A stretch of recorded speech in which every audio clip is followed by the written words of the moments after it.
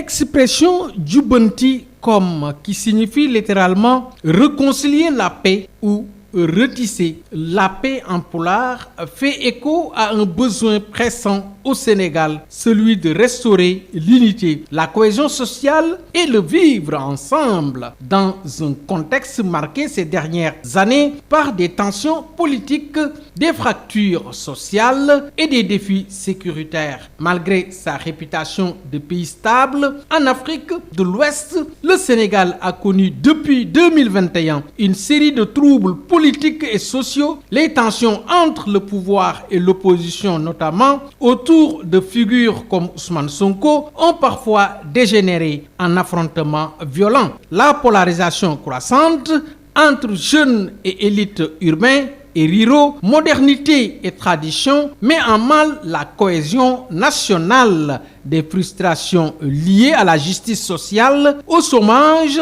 à l'accès aux ressources ou encore à la marginalisation de certaines communautés alimente le sentiment d'injustice. C'est dans ce contexte que le besoin de Djubanti Kom devient crucial. Djubanti Kom ne désigne pas uniquement l'absence de conflits armés, mais renvoie à une vision holistique de la paix enracinée dans les valeurs africaines. Dialogue intercommunautaire. Il s'agit de créer des espaces de parole entre ethnies, confréries, classes sociales et générations. Justice réparatrice, inspirée des modèles traditionnels, exemple les palabres.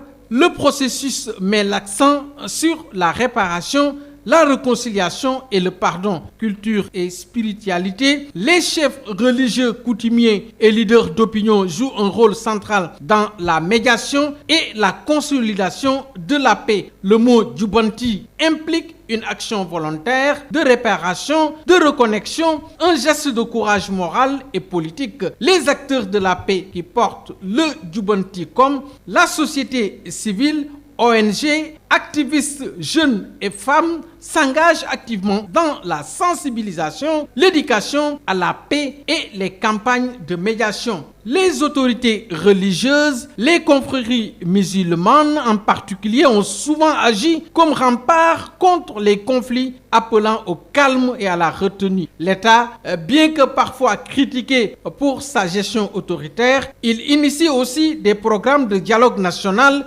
et de réconciliation. Les artistes et intellectuels, le théâtre, le cinéma, la musique, notamment le hip-hop engagé, véhiculent puissamment le message dit Djubanti Kom.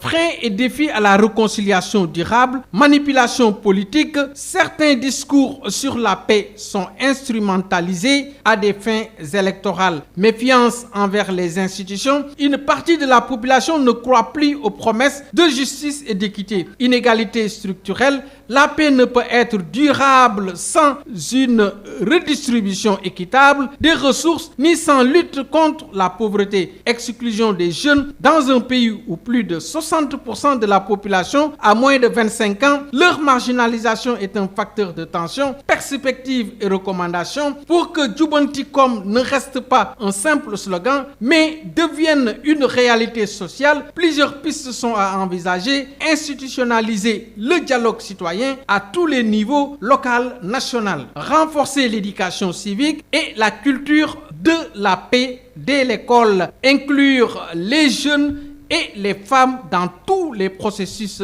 décisionnels, valoriser les langues et valeurs locales comme vecteurs de réconciliation. Djubanti Kom est plus qu'un appel à la paix, c'est une démarche active de guérison collective. Pour que cette dynamique porte ses fruits, il doit être inclusive, sincère et structuré autour des besoins réels des populations. Le Sénégal a les ressources culturelles, spirituelles et humaines pour y parvenir, à condition de faire le choix courageux du dialogue véritable, de la justice et de l'écoute mutuelle.